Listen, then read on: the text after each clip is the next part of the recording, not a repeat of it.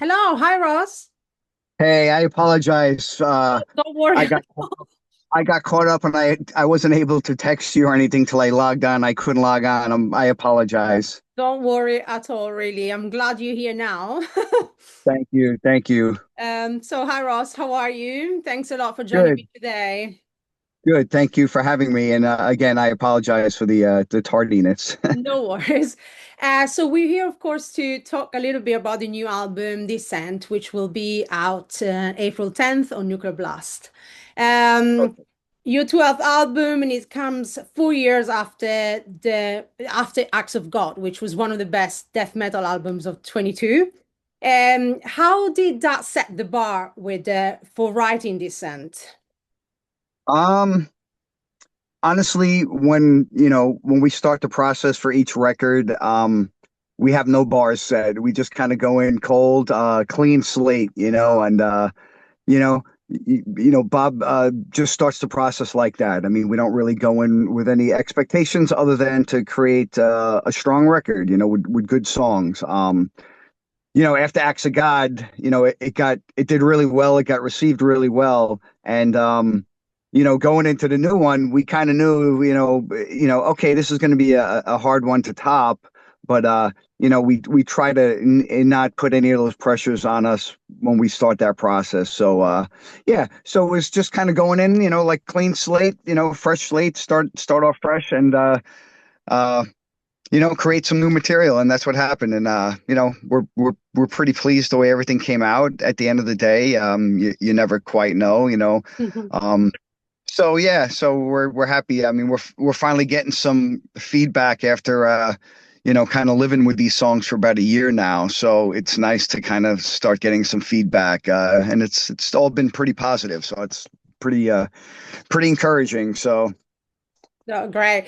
And I mean, like we've mentioned Acts of God, but also the previous one, Atonement, was like really well received as well. It feels like you guys have like this sort of like trajectory going always up in the past decades. Do you feel this? Because or is it just like an exterior point of view that you don't share? yeah, I mean, we feel it. When Atonement came out, well, honestly, since we've signed with Nuclear Blast and Majesty and Decay came out, we felt kind of like that upward trajectory that you're speaking of. Like it just felt like things were getting better in a sense, like more people were aware of the band. The albums were doing better, the tours were doing stronger. So yeah, we did kind of notice it. I mean, it's nothing we focus on, to be honest, but we do notice it. And yeah, after Acts of God did really well.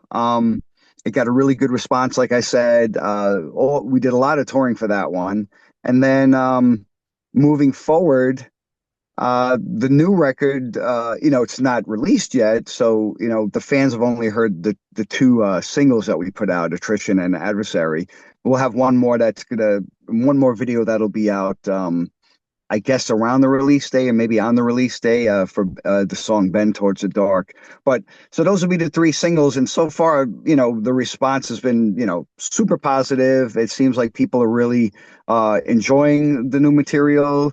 The feedback we've gotten from the press that actually has the full record, people really seem to enjoy it. They're really digging it, and they like the songs, they like the production, they like the whole vibe of it. So far so good. We've been getting really good feedback. So I guess that upward trajectory is continuing. So that's a good thing. Yeah, I've read that you recorded the album like separately for the first time, as opposed to how you used to work for the previous albums. How did that change things, if it did, compared to being the same studio together? Like, did it make you maybe rethink some parts of the music or of the lyrics, having time to do that, more time to do that? Yeah, I mean, it was weird in the sense that we weren't all together in a studio situation for a number of weeks, like is the usual protocol for us.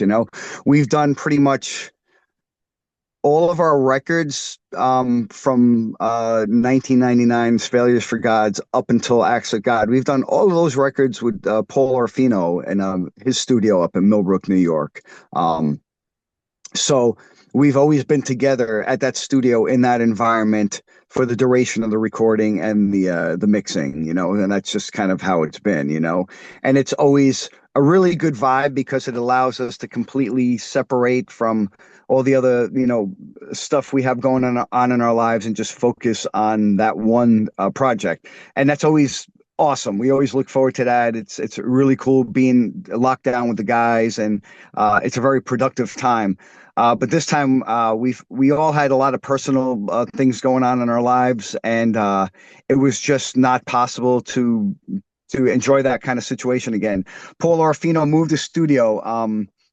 A couple of years ago to Tennessee. So that would have been the option for us. We would have had to have all gone to Tennessee for a couple of weeks, and that just it wasn't feasible for us at this point in time when we recorded this in October.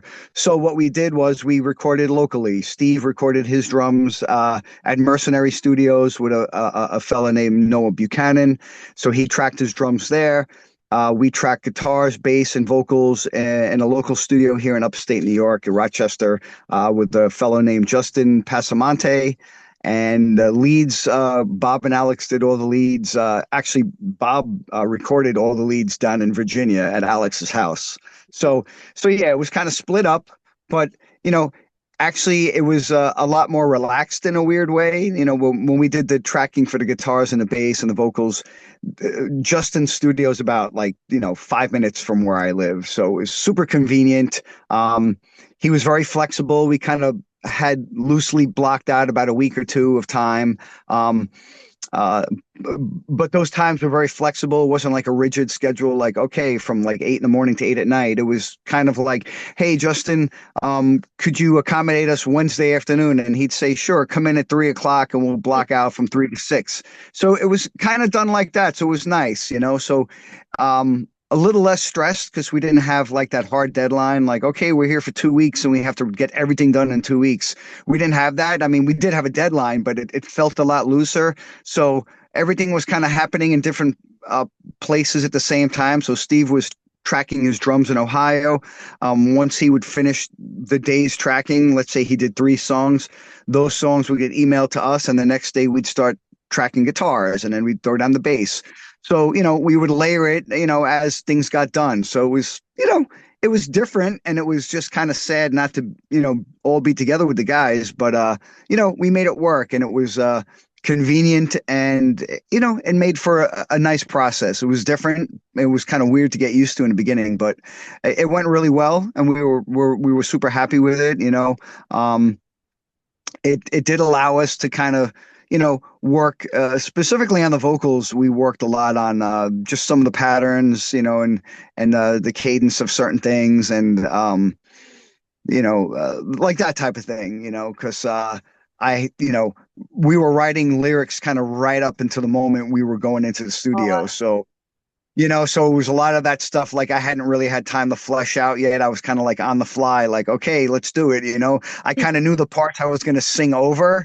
So, we were able to try a few things, and, if it didn't work, it didn't work. Bob had a lot of great suggestions, and he'd kind of stand on the other side of the window and just kind of try to coach me in certain parts that I wasn't sure, how they were sounding. And, he would have a lot of good ideas to kind of allow the vocals to kind of sync better with, the music, So, yeah, so it worked out. It wasn't really stressful at all. It was kind of fun. There was a lot of back and forth, but I think that happened mainly with the vocals.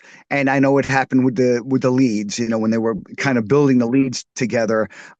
They would kind of feed off each other, and Bob would have a lot of input as to how Alex was structuring some of his leads. And everything came out great though. And despite the fact that it was a different process for us. So with this different process in mind, did you have, and you mentioned back and forth, but when do you know, like, especially being like apart, when do you know when a song is done? Did you ever get stuck in tweakings, endless tweakings, and back and forth? Yeah. Yeah, see that endless tweaking is bad news. We got caught in that trap so many times. I mean, like for Acts of God, we fell right into that trap because keep in mind that was recorded during the pandemic, so we had a lot of time, and nothing to do. So yeah, you could tweak endlessly, and the problem with that is you never finish. It's just endless. You just die. You know what I'm saying? It sucks. So with this one, um. There wasn't a lot of that. A good example would be the mixing. The mix for Acts of God, I think we did about 14 maybe or 15 rounds of mixes, which is a lot. That's a lot of, that's a lot of back and forth, and each round of mixes, you got to kind of all four of us have to listen to everything. We have to write notes on everything, what parts, what sections, what needs to come up, come down, needs to be balanced better or whatever, so it's just very tedious. So yeah, we had about 15 rounds on that record, and it was so much that, by the time we hit that last round, you don't even know if it sounds good anymore. You just like raising one thing and that affects everything else. And then you got to come back and raise everything else and change stuff. Yeah, it's a pain in the neck. So with this one, it was a lot nicer because what we did was, we just kind of stepped back and we decided not to micromanage as much. So we just let Zach Oren like work his magic and do what he's good at, and that's mixing and mastering records. He knows, he's already worked with us since Majesty and Decay, so I think he's got a good ear as to what we're looking for. So yeah, we just let him run with it. He came back, after he had all the files. It took him about a week and a half, and then he sent us the first mix, the first round, and yeah, the first round was really tight. It was like very close. We had to do minimal adjustments, so we had maybe three subsequent rounds after that. So four rounds maybe total, and it went really quick. And we just kind of, we kind of let him do his thing. Again, less micromanagement on our part, which I guess made for a better sounding record because, at the end of the day, we're not studio technicians. We know what we want in our heads, but we just can't, sometimes articulate that, and we're not, we don't really know how to achieve that. So that's Zach's job. So yeah, we decided, let the master of his craft do what he's got to do, and we'll just kind of tweak things as necessary. And it came out great. I mean, we think it's probably our strongest sounding record production wise. I mean, it's powerful. It's got a nice punch. It's got a warm feel, but at the same time, it's very all the instruments breathe really well, in the sense that you could hear the articulation and everything, but I don't think it's overproduced. So I think we found the sweet spot for that. So, and so far the feedback's been good. So, we'll see what the fans say. We'll see when the verdict comes in. Well, you mentioned like Bob being involved also with the patterns, the lyrics, and the words. I guess I've heard you speaking about it in another interview, and he took a lot. He contributed a lot with shaping the lyrical themes and the lyrics itself. How did it work this time? How did it work? Yeah. Well, for the last number of records, like the first four records or so, like that was mostly my wheelhouse, doing the lyrics. But from that point on, it was much better to collaborate together. So we started. Bob had a lot of great ideas, and he always does. And I think it makes for a better song lyrically because, we're on the same page as far as conceptually what we want to achieve with the song lyrically, but sometimes it's nice to have a completely different mindset and perspective, throwing lines out there, so we both of us are kind of adding to the pot, and then we go through it together and we'll just kind of tweak as we go. He'll have a lot of lines that I'll look at and I'll say, wow, this works really well, it works better than what I have here, and vice versa. So it's a fun process. I actually like love when we work together on the lyrics in that manner. So for this record, it was a lot different for me specifically.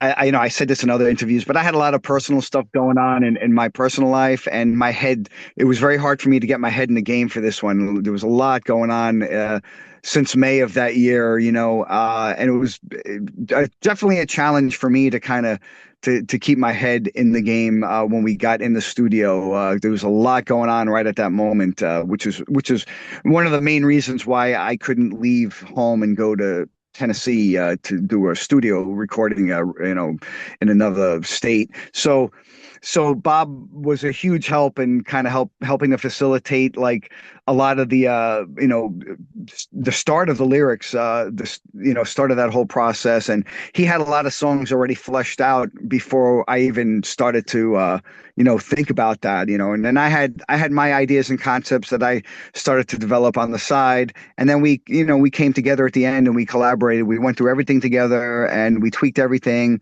I added my 2 cents and he added his 2 cents, and yeah, everything came out great. So Bob was a huge help. I mean, he helped the whole process out tremendously on the lyrical side because yeah, I was definitely in need of help this time, just because it was just so chaotic in my personal life that it was very difficult for me to kind of find that time to really focus. So but it worked out great in the end. When I did find the time, the stuff that I was able to bring to the table, Bob was very happy with. I was happy with everything that he brought to the table, so it worked out really well. So Well, talking about the lyrics itself, like going through like all the songs, song per song, like there's like some words, some themes that keep coming through, like each song, like hopelessness, desperation. Like yes. you say things like there's no return, we've reached the point of no return, or like helpless and lost in God's last breath. Yeah. Do you think we are so hopeless? Is there no glimmer of light or no hope left for? Well, I'm sorry, I didn't mean to interrupt you. Go No, ahead. no, go for it. No, no, go ahead.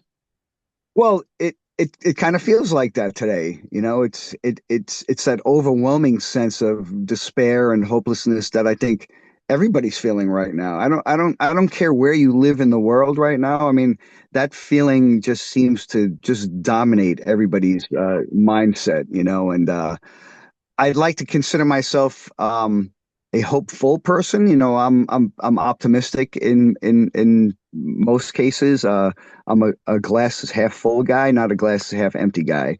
But it's very hard to get over that hump. When you wake up every day and you just look at the news feeds and you just see all the everything breaking down. You see the chaos in the world. I mean, we have a lot of, as you know, a lot of problems here, right here in our country. So yeah, it's very disheartening. It's discouraging. I think a lot of people are upset, and just it's and this I think overwhelming sense of unease everywhere. So yeah, I mean that's very reflective in the lyrics because I think each record is reflective of kind of where we are at that point in time as people, and I guess what's happening around us. What is the zeitgeist of that moment, and that's kind of what we put into the Descent album. It's very reflective of everything that's going around. As observers of the world, and you look around and you see just so much horrible stuff happening. It's hard not to be affected by that in some kind of way. So yeah, that all came out in the writing for this record. All the lyrics. So yeah, and that sense of despair and hopelessness that is also conveyed really well on the with the cover artwork that Ilaran Kanter did. I think it all works together with the themes lyrically throughout the record. And yeah, that is a very dominant theme. You are correct. Yeah. You also talk about like failed empires or fall from grace a couple of times. It comes more than once. In that case, are you referring to something in particular? Yeah, I mean, I think people can read between the lines. You know what I'm saying? I don't think I have to spell that one out, but yeah, I mean, we see a lot of that happening. You know, we never, we're not a political band by any means, but I mean, it's hard to look at what's happening geopolitically in the world and absorb all that and not kind of see like, you know, a bad end to everything. You know what I'm saying? So, it's just a sad state right now of affairs, and I think everybody's feeling it. Everybody's disgusted, and everybody's really unhappy. And yeah, so that's pretty much what's going on. Yeah. So you just tour Europe with Mayhem Marduk. I've seen you guys in London. The show was fantastic. And you will be touring soon the States and Canada with Behemoth, They Sad. What songs do you think will be the best live of the new album? You played only, of course, the first single when I saw you because it was just very soon on. Yeah. Yeah. Yeah, believe me, we wanted to pull out a few more of the new ones, but we felt like, yeah, it's going to go over everybody's head because they're not familiar with it. So we had to hold back. We wanted to play attrition really bad at that show, and that was a great show. We had a great time that night. It was a shitty night. I remember it was raining that night, but it was Yeah. a good show. Um, yeah, so we got to play Adversary, which I think went over really well on the tour. But honestly, we're excited to play every one of these songs off the new record. It was hard to pick, the ones that we were going to break out on the Behemoth tour. See, the Behemoth tour is uh is uh is odd in the sense that we have so many dates with Behemoth where we have a half an hour, and then we have a few fill-in dates with Deicide and Riding Christ where we have 40 minutes, and then we have a couple of shows with just Riding Christ and we'll probably have a little more time, maybe 50 minutes. So we have to have enough songs to accommodate at least like an hour's worth of material. So we have five of the new songs ready to go, which I'm totally stoked to play live. The first track, These Vengeful Winds, which is like one of my favorites off the record, and the second track, The Ephemeral Curse. So those two will definitely be in the set list, and two that I've been like practicing for the last couple of weeks, and I'm so like psyched to play those live. Adversary, of course. Attrition's another one. It's a real just heavy monster that I can't wait to play that one live. And we're also going to break out Bend Towards the Dark, which is another one of my favorites off the record. And that's going to be the one we're going to do the third video for when the album comes out. So that's what we're working on now. So those will be the five that we pick. And, whether or not they'll all make it in the 30-minute set each night, I don't know. If we can, yes.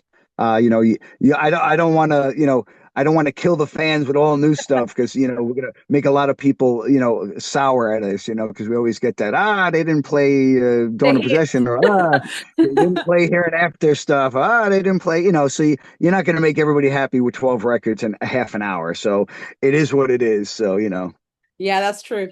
And talking about Here and After, and of course, like the legendary cult first albums, this year marks 35 years since the release of your debut, and 30 wow. years since Here and After. Like, it's a long time. So Yeah. when you released the first album, did you ever slightly imagine that you were gonna still be here 35 years later, about to release your Never, 12th album?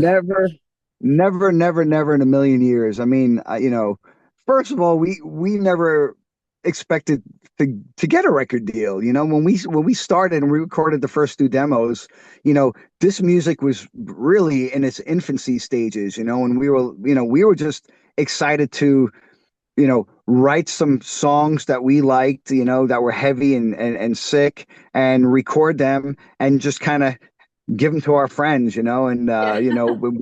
we wound up, we discovered like the underground scene like a year or two before that. So we started to send the tapes out, and it grew exponentially from there. But yeah, there was no expectations to record a record at all. And then lo and behold, we got an offer from Roadrunner, and then we jumped in, head first, and recorded the first record. And when that came out, I mean, that was a huge deal. That was a big deal. Like, if you had a record deal back in like 1990 and you put out a record, that was huge. That was like epic, and we felt like, wow, we've achieved something we never ever thought we would achieve.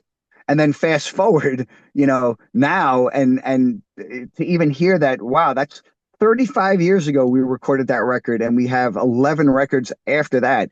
It just it seems like surreal almost, you know what I'm saying? Because first of all, it's hard to compute that many years have gone by, since that first release, really, and 38 years since we started, and I can't imagine that because in some ways it still feels like that time, but in other ways it feels like that was another lifetime ago, like that was another life that I lived in a previous existence, that's what it feels like, So yeah, so it's overwhelming and it's nice that I think the main thing is like I think it's nice that people still remember us and we still have fans that appreciate the whole catalog, the earlier stuff and the new stuff. So we're pretty grateful to still be here. You know what I'm saying? Yeah, we all looking back, is there anything like, because I mean some people speak sometimes about like the big gap that you had between the first two albums, that it's something that maybe could have changed how, not that things went bad, but maybe could have like slightly changed the way things went. Do you ever think about the past, looking back and think, oh, we should have done that differently? Well, there was a lot of woulda, shoulda, coulda. Yeah. That's we have a whole career of woulda, shoulda, coulda. We have 38 years of that. So I mean, we put out a book a year ago, and the whole book is pretty much, here's every mistake we've made over the last 38 years, and just try not to make those same mistakes. So yeah, I mean, looking back, there's always things you wish, hey, I wish we would have done that. And it's whatever, hopefully if you encounter another obstacle like that moving forward, you won't make that same mistake. That's always the goal, not to repeat those stupid mistakes. But yeah, I mean, that 5 year gap between the first album and the second album really came down to our um what's the word I'm looking for? Our unrealistic expectations of the music industry when we signed that first record deal. We were very green and we were very naive, and our expectations were at a level that just wasn't feasible, wasn't realistic. But that being said, we were only when we signed when we started the band, we were like 18, maybe going on 19, so we were young. So we signed that first record deal, maybe we were like 20, maybe 21. Well, 1990 would have been 20, going on 21. So yeah, I mean, you know, we were very green and we were very disillusioned with how things were, how things went down in the music business. We always felt like we should have more ads, more attention, more input, uh but the reality was that just wasn't how it worked, and so we decided, that we were not going to, be part of that. So we went down to Roadrunner and we sat down with Monty Connor, and he sat there listening to like these four angry guys, in their teens, saying, "Hey, we don't want to be on the label anymore. We don't want to do this." And they actually let us out of our contract, which was like insanity. Like it's unheard of. It was like a 5 album deal, and record labels never let a band out of a 5 album deal like that easily, but they did, and I think in a lot of ways they did us a favor because they knew we were upset. And we've talked to Monty about this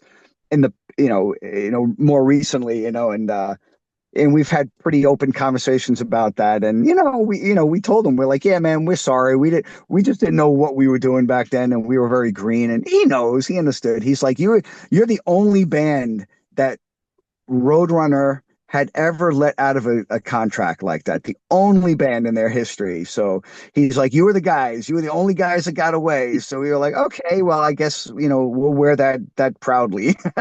So, but anyway, they allowed us to kind of get out there and be free agents for a while, and that was that 5 year period. And it was a miserable period for us because we felt like we weren't grounded anymore. We felt like we were kind of just adrift out at sea, with tethered to nothing. And yeah, it was a very it was probably the darker. We call it in the book the dark times, because Yeah. it was the dark times for us. We had nothing going on. We were trying to desperately write the music for Here and After, which took a long time. And yeah, our heads were just kind of our heads were in the game, but we were very disillusioned and we just didn't know what to do. We put out that Stepping on Angel CD, which had all the demo stuff on it. That was one thing we did manage to do during that 5 year gap.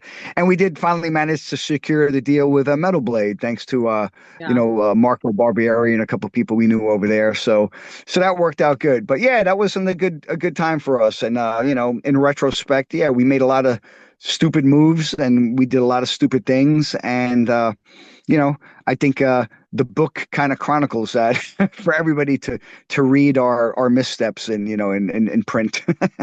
Well, that book is great, and it's crazy impossible to find. Everyone is on the hunt for that, especially in Europe, sold out Yeah. everywhere. And but reading that book, I remember that you mentioned dark times, your darkest time. But I also remember like reading about like a show that you played with Incantation and Impaled, I think, and that it was like another dark period, but not only for Immolation, it was like for extreme metal in general, I guess, in the late 90s. And you had like 15 or 16 pays like that Yeah. how like, and it wasn't only you, it was like many bands that went through that in extreme metal. So about talking about you, what made you push through those periods like that and going on despite like that lack of momentum or support as well? Yeah, it was hard. I mean, it was very hard. I mean, the 90s were rough, as we know, for extreme metal. The 90s were probably the roughest period, I think, for us, especially because we had that 5 year gap where we were kind of fucked. And then when we jumped back in the game, we went out right away. We did 4 tours with Cannibal Corpse, and we love those guys for just constantly being in our corner and being such good friends and helping restart our career in a live sense, during that time period. So we got out there big time with them. And then when we put out Failures for Gods, it was the end of the 90s. And man, we felt the drop then, man. It was bad. It was grim. Oh, where our Zoom is going to end. Did you want to like send me another link? No, I think it should be fine now if you look at it. Yeah. Oh, Yeah. okay, okay, yeah, my bad. Yeah. I Yeah. didn't.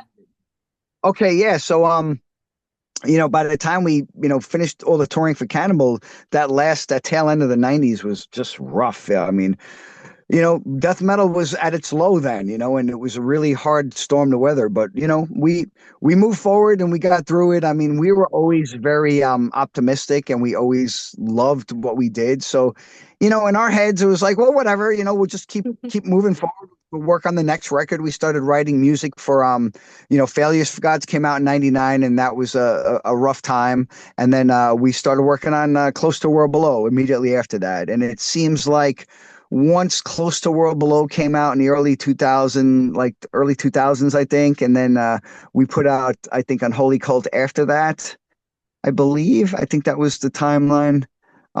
Then at that point, I saw the scene starting to get stronger again. So it was just like that period in the 90s and probably the later part of the 90s that was kind of rough, and so yeah, I mean, we love what we do. We loved it then and we love it now. So it's not something that would have forced us to stop. I mean, it just, I guess it made us reassess, like, all right, maybe we don't need to go out and do another tour now. Maybe we should just kind of hunker down and write some new music and hope for the best the next time we get out on tour, because that's all you can really do, So unless you were getting on a big tour and supporting like for us, like supporting a band like Cannibal Corpse or even Morbid Angel at the time, unless we were on something of that caliber, for us to go out and headline just didn't make sense. So, we probably just kind of scaled back a little bit and just didn't do as much touring. And that was kind of like a normal kind of emergency response, to trying to,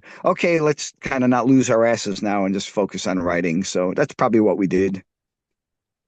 So Ross, just one more song, one more song, sorry, one more question. So every Immolation fan, every death metal fan really, considers Immolation massively underrated, despite the strong following and the cult status. What do you think about this?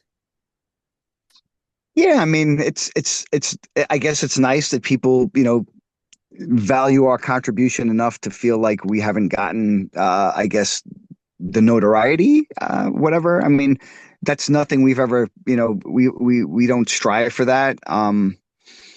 Uh, I mean, I think we have a lot of respect from our peers. We have a lot of respect and love from our fans. So I think our fans are the best. I mean, our fans have been with us from the beginning, most of them, and even the new fans that jump in, they're always excited about exploring the earlier catalog and just kind of, catching up. You know what I'm saying? So, um, I think that's kind of really all that matters. The fact that we're still relevant, at least we feel relevant. Maybe we're not, but we feel relevant. Just the fact that we're still able to do this at 38 years into the game and still be able to put out a record that's making some noise already and it's not even out yet. And the fact that we're getting a lot of positive feedback on that. And I mean, it's just nice. So yeah, I mean, whatever. We've had moments where we're like, yeah, it would be nice if, if we would be able to do something like that. If we look at some other bands touring or whatever, some other bands getting a big push or whatever. But it's never like uh, it's never like a jealousy thing. It's almost like, wow, I wish like we would get that kind of, support, or we would get, the offers to do stuff like that. You know what I'm saying? That it was kind of like that, in the past, but now it's just like, I don't know. We don't think about it that as much. I mean, now it's just, we do what we do. We enjoy what we're doing. We're happy if the album comes out and we get positive feedback. We're happy if we can get on some strong tours where we could actually get out in front of, more people than our core audience, So that means like, for example, this Behemoth tour coming up, we'll be playing to like, way more people than we would ever reach on our own, and you add Deicide and Riding Christ to that mix. And yeah, all of us are playing to these just expanded crowds, this is expanded fan base all of a sudden that we wouldn't really have access to. So that's important. That's kind of what we're looking for. We just did that Mayhem tour that you saw us on in London, and that was this phenomenal tour for us. Mayhem and Marduk and us, it was spectacular. We knew it was going to do good, but I think everybody on the tour, even the Mayhem guys, were like, wow, we've never done numbers like this. This is an amazing tour. And I would just kind of remind them, well, I think all of us collectively, have a lot of skin in the game for many years. And I think we all have our own pulling power. And I think collectively, we've all kind of done really well to make this tour what it was, and I would thank them like every night for inviting us. I said, you guys, thank you guys for having us join you on this with Marduk, because it's been amazing, so it was like that every night. I mean, the London show was packed. Like so many shows on that tour sold out, and they were bigger rooms than we're normally used to playing. So, that's what it's about for us, so, whatever. I mean, whether we've gotten the recognition or whatever. I mean, I know in the past, like in the early days, the press wasn't always that kind to us. I guess a lot of people didn't get what we were doing, but hey,